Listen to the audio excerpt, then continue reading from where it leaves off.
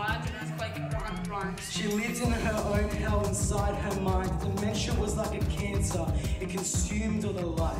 But when she spoke to me, she spoke of simple things, of memories. I've been writing for about 2 years, I think. Miles Merrill came to my high school 2 years ago and we had a workshop with him and he showed us how to write proper slam poetry and stuff, and from there I've been writing. The first time I started writing was more of a, I was more into the 2-pack kind of side with it, you know, the rhyme.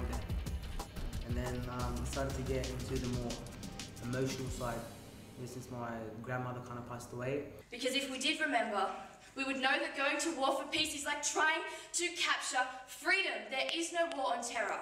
This war is our terror, and to do this in the name of peace is not an endeavour I would support. Our scars remind us of what we fought for and what we fought against.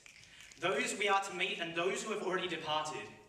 Who we were, who we are, who we will be, or who we will never be again. Breakfast was a cup of water and some peas as they told us gonna be alright. Exhaled ease, they've travelled base land and blue seas. Forever silence for those gone. Cause true fighters survive from night to dawn.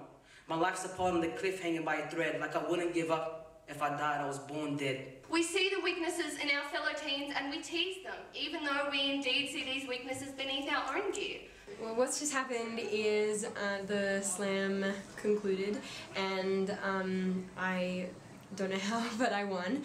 And how I feel about it is kind of disbelieving, but I'm also inspired less by my winning and more by the fact that there are actually people who care enough to come to these things. There are parents who care enough to encourage their kids to write these things. There are kids who care enough to say these things and who are brave enough to say them in front of other people and actually express them, and that's something that I haven't encountered very often before in very many places, and just so to see it all concentrated in one event and one evening was amazing. The anorexia was hers, and she never let any of us get close enough to even see it, let alone help her beat it back, and I felt lacking with my unseparated thighs. My cries for slimness have gone unheeded.